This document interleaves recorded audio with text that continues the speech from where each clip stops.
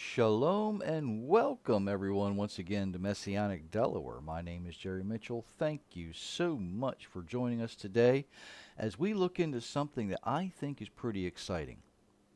We're going to dig through the language, the culture, and the history to find the truth revealed in the words of our Creator, and I want to explain to you why, not how we think what we think, but why. What is the reason that we think the way we do?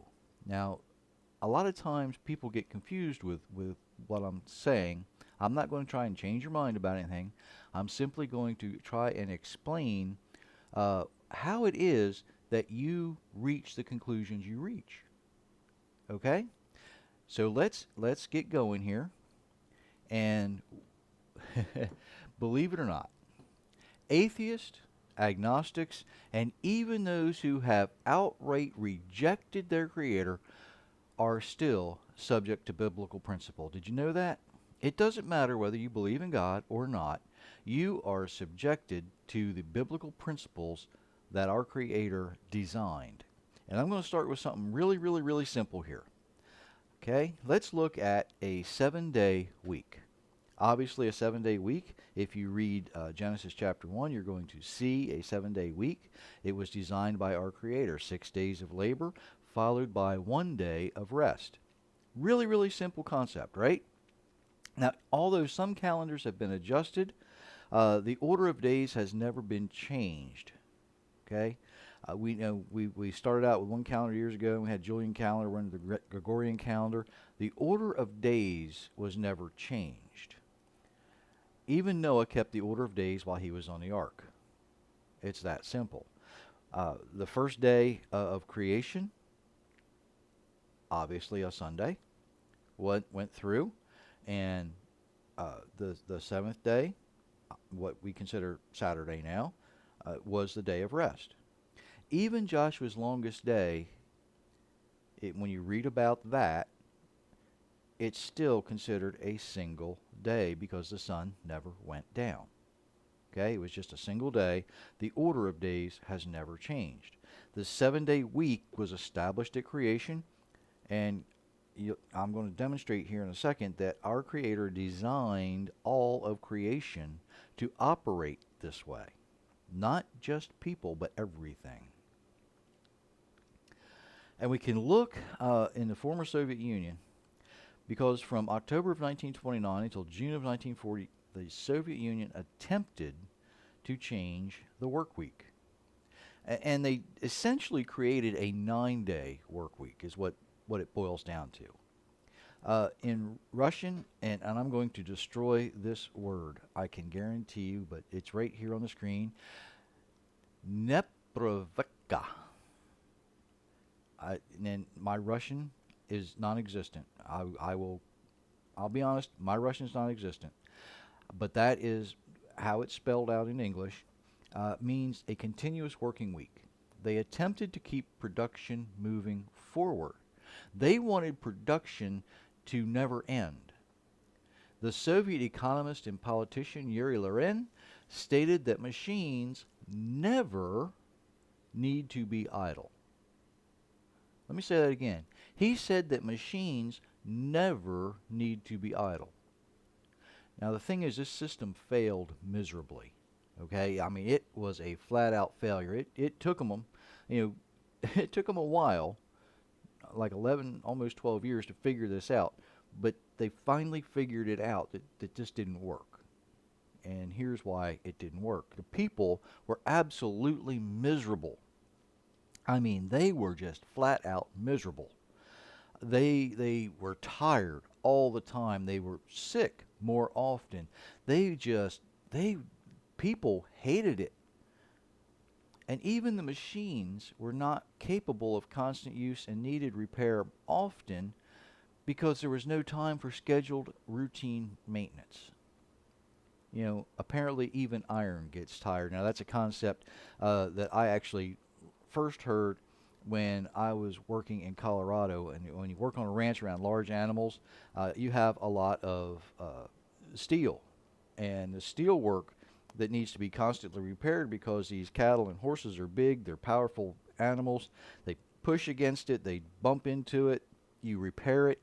They'll come back and push against it again, you repair it. And eventually we came up with the phrase of tired iron. When something had to be repaired so often that it was no longer repairable and needed to be replaced, we considered it tired iron. And it needed to be switched out. Even creation itself, even the things we consider inanimate objects, need a rest. You need to rest those machines for routine maintenance. You need, it's not no different than your car. You drive a car, and every so often you've got to take that car in for some routine maintenance, don't you? You've got to make sure that not only do you fuel it with gas, but you take it in, you get the oil change, make sure everything's working properly. It gets a little bit of a rest, a little bit of reprieve. You get good going over, and then you can go on and drive it. So even creation is susceptible to these things. Now, what can we learn from that failed experiment? Obviously, people are not designed by our Creator to work a 9-day cycle. It just doesn't fit into the way we are created. The machines that we build even need to rest. And from this recent historical event, we can see that our Creator designed all of creation to have some time to recover. And doesn't that fit exactly in with Leviticus 25 verses 3 and 4, that even the land needs a rest? And let me read this from the King James. Chapter 25 of Leviticus, beginning in verse 3. 6 years you will sow your field. For 6 years you're going to sow your field. And for 6 years you're going to prune your vineyards and gather the fruit. In verse 4, but in the 7th year shall be a Sabbath of rest for the land. Let me say that again. In the 7th year, you're going to give the land a rest. For 6 years, you can sow it, you can prune your vineyards, you can work your land, but in the 7th year, it's got to rest. It's got to rest. Neither will you sow your fields nor prune your vineyard, is the end of verse 4. In that 7th year, you let that land rest. It stays. And this is actually really the primary reason for the Babylonian exile. They didn't give the land a rest, and they were kicked out of the land for not giving that land a rest. Isn't it amazing that when God created everything, He said, even everything, because I rest on the 7th day, everything I've made needs an opportunity, and I'm going to make sure that it gets an opportunity to rest. Even that tired iron is supposed to get a rest. And that's just fascinating when we think about how all of creation is subject to God's instructions. That should be a clue right there about how we live our lives according to God's instructions. Another biblical principle that we are all subject to involves our health.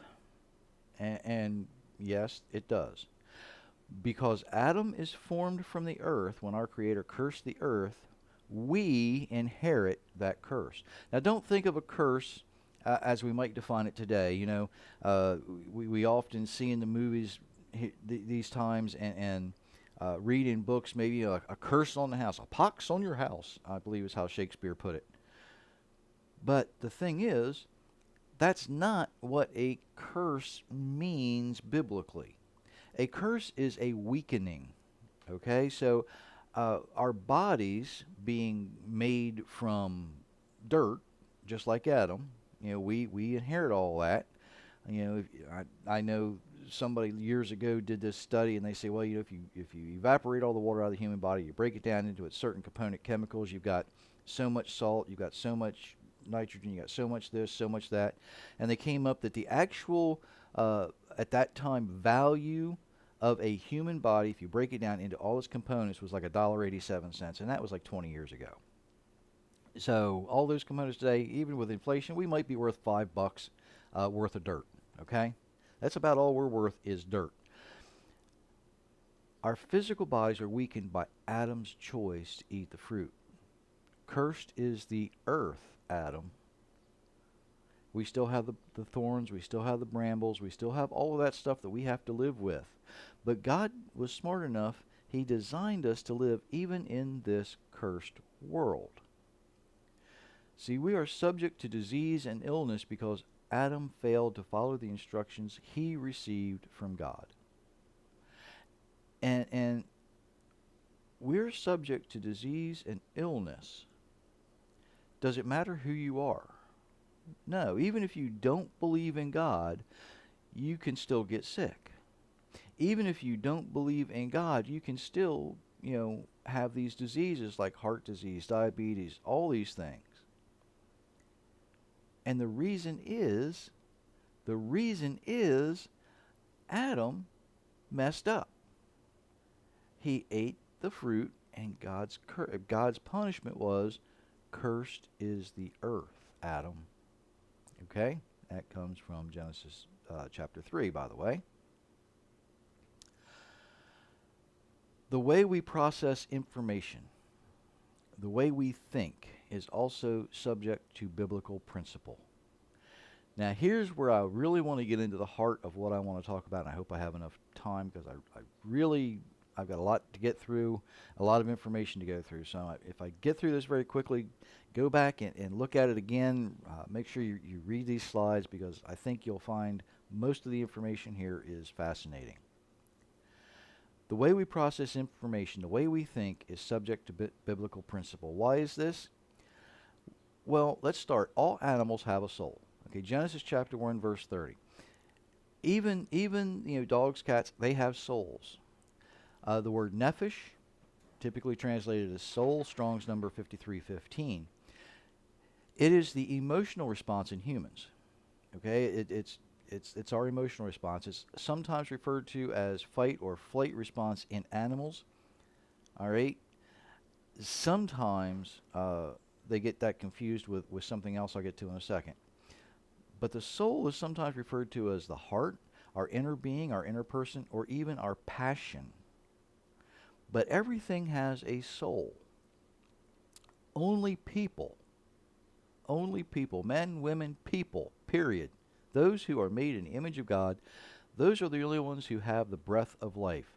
The neshama, Strong's number 5397. Breath. Now, a lot of times breath can also be translated out of the word ruach, meaning wind or spirit. Not often considered breath. But when you put it together with chai neshama is that breath of life. This breath of life is what gives us the ability to communicate on a much different level than other animals. Okay? This breath of life gives us the ability to communicate much differently than the other animals. We can convey things they cannot. It gives us the ability to reason or to think. It's sometimes referred to as free will. Unfortunately, some people choose not to use this. And that's where I'm going to drop that right there. Okay? Some people simply choose not to think. I don't know why, but they do. It's just not a good situation when that happens either, is it? Because we have both emotion and reason, people have the unique ability to display self-control. Uh-oh, I think I've just stopped preaching and gone to meddling, right? Let me go on. Animals react or respond to situation or stimuli. This is often called inbred instinct. When I was in school many years ago, that's what it was called. It was called inbred instinct. Animals automatically knew how to do certain things. So these evolutionists come up with this theory of inbred instinct. They also used it to explain why we know how to breathe without thinking. That we now know is different. That is involuntary muscle response. That is not any type of other reaction than that. We're not reacting to stimuli. That is just the way we are designed, that our muscles automatically respond to air. Unfortunately, they respond in a negative way to water as well. So take that as you will. Although sometimes it seems as animals actually can think or solve problems, their actions are simply instinct. That's all it is. No matter how smart border collies are, we cannot breed into a border collie the breath of life. It's impossible. And border collies, I have owned them. I have been around them. They are some of the smartest animals out there. They really, really are. They are quick to pick up on responses, and that's what they're doing. They're responding to stimuli. When you have when you are training a dog, you are teaching them to the proper response to stimulus, whether that stimulus is a treat or a bump on the nose with a rolled up newspaper. Either way, you are teaching them to respond to stimulus. Now, for the cat people out there, let me say this way. No matter how well trained you are by your cat, believe it or not, you still have dominion over it. Okay? And my cat people out there, they will know what I mean by this. It's often said that dogs have owners, cats have staff, right? My cat folks will know. They will understand. They'll get it. But in all seriousness, sometimes we look at our animals and we think, oh, Fluffy is so smart, she'll bring me this or she'll do that. Fido is so smart, he'll do this. That's not exactly that they're well, they may be smart, they may be intelligent animals, they may be quick to respond to learn to respond to stimuli, but that's what they're doing is they're responding to stimuli. They are not thinking the way we do. Even honeybees, in their complexness, if they find a source of pollen and nectar, they'll go back to the hive and they'll do this little dance. Now they can't exactly draw out a flight plan, right? So they'll do this little dance and literally beeline it to this source of pollen.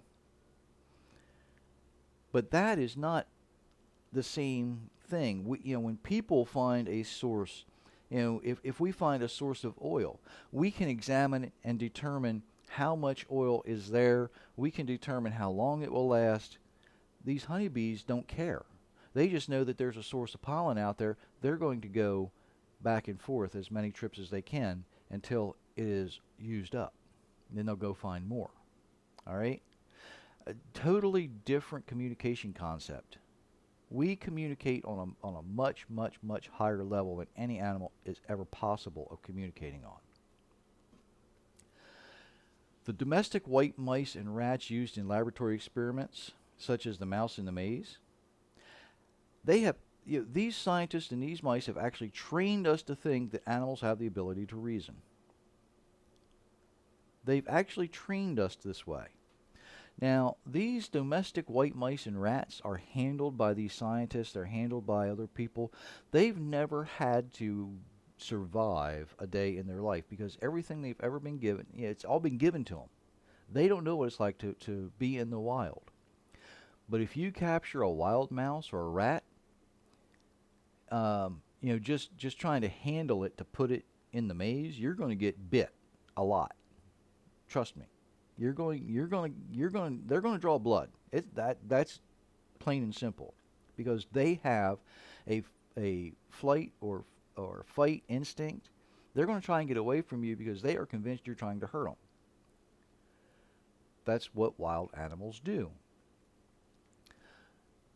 If you actually get one in a maze, it's either going to jump over the maze or it's going to chew through the walls to either get to the cheese or to get out.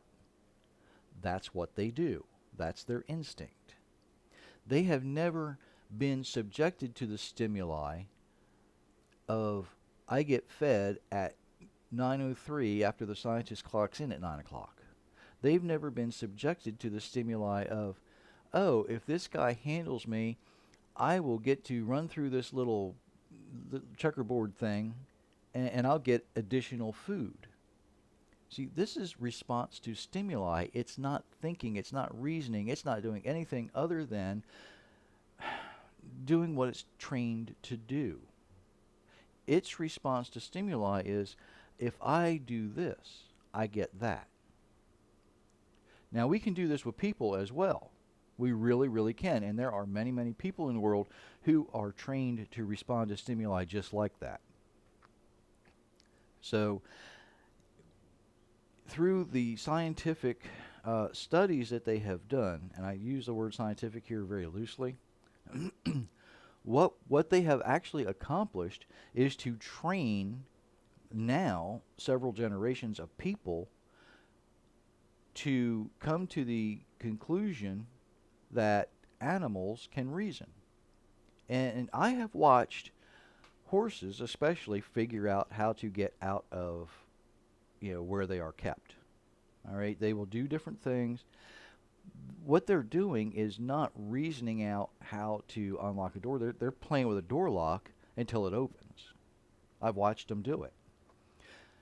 They're not reasoning that, if I eat too much, I'm going to get sick. And horses are susceptible to that. If a horse eats too much grain or too much green grass in the spring of the year, it's actually toxic to them. So when you think about these things and you apply biblical principle to these things, we get a different picture than we do if we just apply an evolutionist viewpoint to it, don't we? Now, let me get started on what I really, really, really need to count down here. When our emotion, when our heart and our brain, our analytical reasoning do not agree, we know the information we receive is false. Okay? If we see something and it's like, oh, isn't that, I'm going to put it this way. Have you ever watched somebody walk up to a strange dog? Oh, he's so pretty, he's so cute, and they reach down to pet it, and this dog all of a sudden jumps up and bites them? It's because your brain isn't engaged. It's your heart, it's your emotion taking over here. Okay? Your brain should be telling you, I don't know this dog. There's a certain way I should approach it, and if you don't do it that way, you're going to get bit. It's that simple. But imagine a magician or an illusionist. Now, you watch them because you want to be fooled. And often you even pay these folks so you can watch them try to fool you. Our brain knows that what we are seeing can't be real, but our heart wants to believe it. You see, our brain, our analytical brain, knows because it reasons that things just can't disappear and then reappear. But our emotional heart is telling you, I just paid for a ticket to get in here to watch this person, this magician or this illusionist, and they're going to try and fool me. My heart says, I want to be fooled. My brain says, what you're seeing can't be real. You know what you're seeing is just an illusion. It's not fact. It's fiction. It's absolutely fiction. And that is probably one of the best analogies I know of to describe when your heart and your brain don't match. You absolutely know what you're seeing is false. It's fiction. It's a lie. When the brain and the heart agree, okay, you have decided what is truth based on the information you have been given.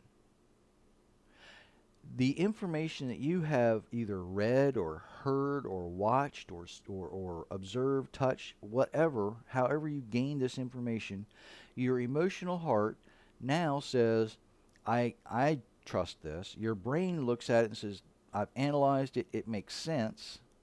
It must be true. It must be true. When our heart and our brain say it's true, it must be true, right? Let's look at some history. This is going to be interesting for you. When Eve hands Adam that piece of fruit, he eats. Right? Think about Potiphar's wife. She tries to convince Joseph to do some things that Joseph doesn't want to do.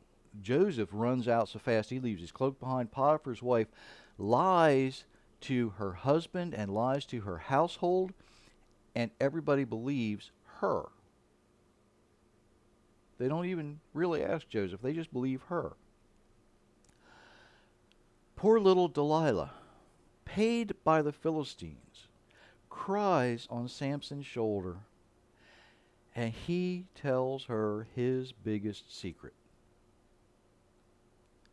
Now, the outcome of each of these instances is not very good in the short term.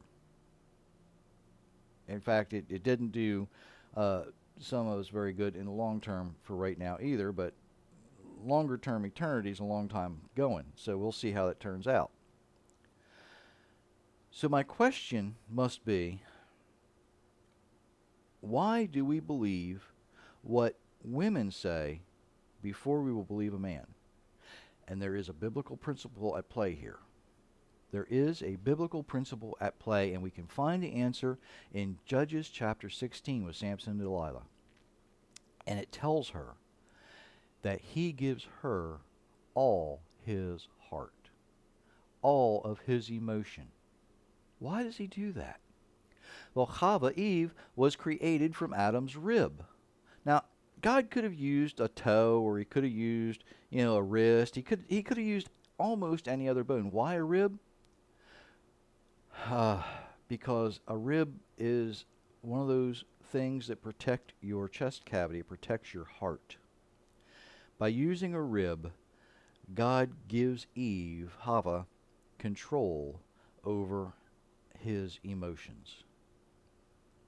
Now, here's something most folks don't know. Eve is the English form we use for Chava, and it actually is spelled in Hebrew with a chet, okay? It's from the very same root word as life. Imagine that. The mother of all living things, the mother of all living things, the mother of all life, Chai, is named Chava. Women inherit this same emotional response, to believe other women before they will believe a man. I have witnessed this. Very quickly, I'm going to tell you a very short story. I have witnessed a husband who was dedicated to his wife. I mean, absolutely dedicated. He would not do anything wrong, and she knew it. And they were married for, at that time, I think 22 or 23 years. He upset someone that he worked with, and this lady called this gentleman's wife and told her that her and her husband were having an affair. Guess who the wife believed? Yes, she believed the lady. The husband comes home from work and she jumped all over him. They separated and eventually divorced. This lie cost this man a marriage because of this biblical principle. She believed, even though she knew better. She knew in her heart. And after the dust settled, they made up. They fortunately did not remarry because, the gentleman said, I really understand. I can't trust you. You'll believe anybody before you'll believe me. And it's based on this biblical principle. The principle we see here is what it's based on. Isn't that amazing? That it would cost someone a marriage because the wife would believe another woman before she would believe her husband. And it comes straight out of Genesis chapters 1, 2, and 3. We witnessed this in the past few weeks, right? In the United States, we have just witnessed an entire nation say that person must be telling the truth. Even though there's all of these other people, all of these other witnesses who say, wait a minute, no, he never did this. He's never treated anyone that way. We jumped on this bandwagon to believe a female before we would believe a male. And it's traceable back to Genesis. It's a biblical principle. And God himself's not immune to this, by the way. In Genesis chapter 18, he tells that Abraham, that Sarah's going to have a baby, and Sarah laughs, and God's like, wait a minute, wait a minute, wait a minute, she's laughing at me. Why is she laughing at me? Isn't there? I can do whatever I want to do. She's going to have this child. Why is she laughing at me? Can't I? She doesn't believe me. He's kind of taken aback because he himself loves Sarah. Because Abraham loves Sarah. The Almighty loves Sarah. And he's like, wait a minute, she's laughing at me. She thinks I can't do this. He's almost surprised that she doesn't believe him. Is it any wonder that a nation attempted to follow biblical principle, even though the majority of the people who were jumping on the bandwagon for these folks, they may or may not have known she was not telling the truth. All of them said, well, she must be. She must be. All because of this biblical principle. Now, it goes a little deeper than this as well. Very quickly, I need to say this. In just about every culture, when a child is born, the mother will nurture this child. She will feed this child. She will do everything she can to protect this child. Whether it's male or whether it's female, doesn't matter. She will protect it. She will nurse it. She will feed it as it grows. As this child matures, in some cultures, if they have these fairy tales of Tooth Fairy or Santa Claus, whatever it is normally, in most instances from the people that I have spoken to, the mother who reveals, young person, you have been lied to. Okay? There is no fairy tale fairy like the Tooth Fairy. There's no Santa Claus. There's no Easter Bunny. There's no this. There's no that. Whatever the fairy tale may be, it is typically the mother. Now, this is reinforcing. Oh, you're telling me the truth. I can trust you. I can trust that female voice. Because typically, in just about every culture, and this is not 100% all the time, so guys, don't get mad, but typically a father is the voice of reason, a father is the voice of discipline. Not always, but typically, culture-wise, this is the way it is, dealing with majorities, not dealing with individual people here. I'm talking in generalities. That's the way it is. So we have been trained concept. Not only is it a biblical principle, but we have been trained to believe women. Even though our emotional heart says, oh, you've got to believe this person. When our brain says, wait a minute, that's why there was such a struggle. That's why there was such a big controversy the last few weeks in the United States. It's because our heart says, we want to believe you, lady. We want to believe you, female person who's accusing someone. But our brain is looking at evidence and it's not connecting the dots. My brain and my heart are not functioning the same. They're not on the same page, let alone, in the same sentence and on the same word. So what and as much as I think you're not telling the truth, I want to believe you. That's why you heard people say, well, I believe she was at one time abused, but, not by this guy. That's why you heard those phrases, because we want to believe. Our heart says, oh, we want to believe, but our brain says, nah, the evidence is not adding up. The facts just don't. Our analytical brain, as we analyze the information, it's not coming together properly.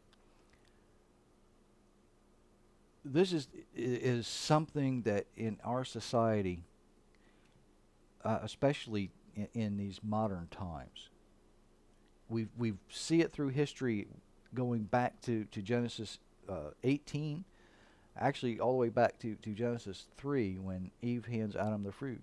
He wants to believe her. He wants to believe her. He has this desire, and he wants to believe her so bad that he eats that fruit. You come 6,000 years, there are people who wanted to believe the person who accused someone who was innocent. They wanted to believe her, and they were willing to eat the fruit that she was providing. Think about that. We need to be able to recognize these biblical principles when they are when they are at play and apply them properly. Let me say that again because I think I stumbled over it. We need to recognize these biblical principles when they are at play and recognize them and apply them properly. When we do that, then we have this understanding of what's going on. Then we have this knowledge. We can actually see it at work. We can recognize it. We can apply it and say, this is how it fits. I know my emotion and my brain are not telling me the same thing. Okay? All of humanity is subject to biblical principle. It's that simple. It doesn't matter whether you believe in God or whether you don't believe in God. All of humanity is subject to biblical principle. All of creation is as well. It doesn't matter whether it's dirt. It doesn't matter whether it's iron. It doesn't matter if it's a rabbit. All of creation is subject to biblical principle. And these biblical principles we have to be aware of. We have to be able to recognize them. It's up to us, apparently, to recognize them because the rest of the world doesn't know what they're looking at. And that is actually quite sad. There is a verse out of Job, or actually several verses out of Job. And I'll be honest with you, Job is one of these books that I think needs to be studied a whole lot more because there is so much information here. And in Job chapter 12, verses 7 through 10, it says, "Ask the animals, they will teach you. The birds of the air, they will tell you. Speak to the earth, it will teach you. The fish in the sea will inform you. Every one of them knows. Every one of them knows that the hand of Adonai has done this. The hand of God has done this.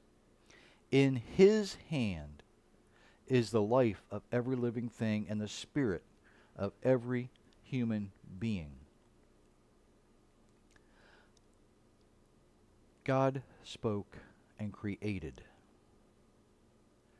His hand touched everything, in a manner of speaking. He didn't need to lay a hand on it, but we say that his hand is in it as a form of speech. He simply spoke and it happened.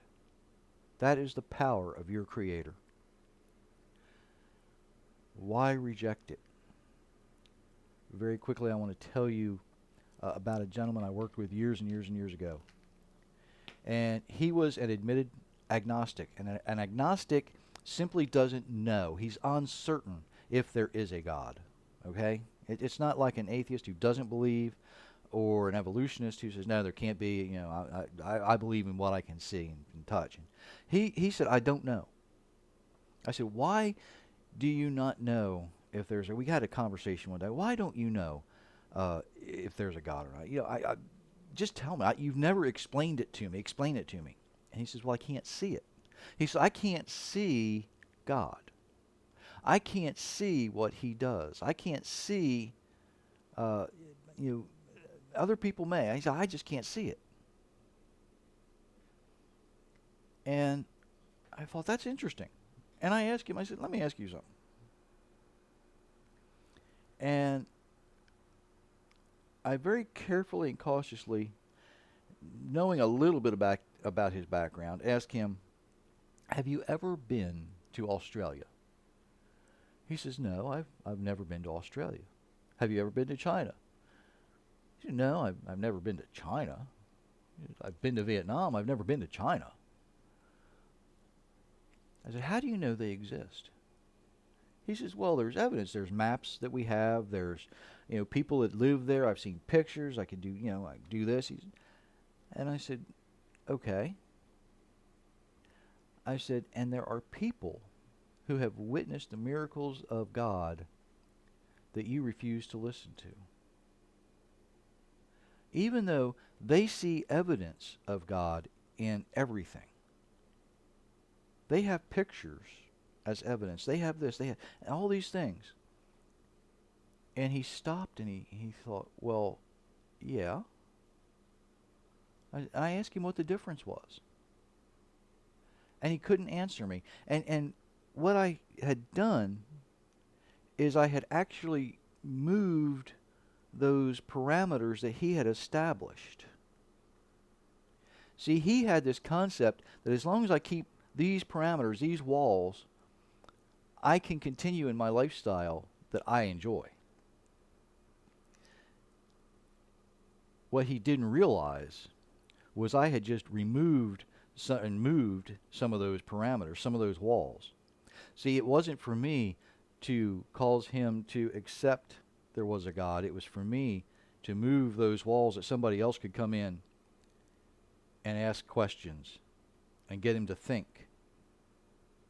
He had set these parameters up because he wanted to live his way. He knew if he acknowledged God, he would be then responsible to live God's way. Because now he would have a moral compass. Now he would have something to say, I'm bigger and better and badder than you are. When we acknowledge God and we see his principles at work, and we can apply those principles, we need nothing more than to ask the animals, because they're going to teach us. We can look at the birds and observe their actions, and they will tell us. We can dig into the earth, and it will teach us. Even the fish will inform us, because they all know that the hand of God has done all of these things. Even as he walked by Moses, and as he covered him in a cleft of the rock, he said, you can't see my face, you can't see what I've got planned, you can't see where I'm going, but you can see the things I have left behind. You can see those things that I have done, and all you have to do is look around, and you'll know what it is that I have done. You'll know where I have been, and you will know that it was me that did it. When we learn what these biblical principles are and the way God works, we can recognize them and we can apply them to our lives. Thank you for joining me today. I went a little longer than I usually like to go, but I hope that this has been a blessing to you. Until next time, Shalom.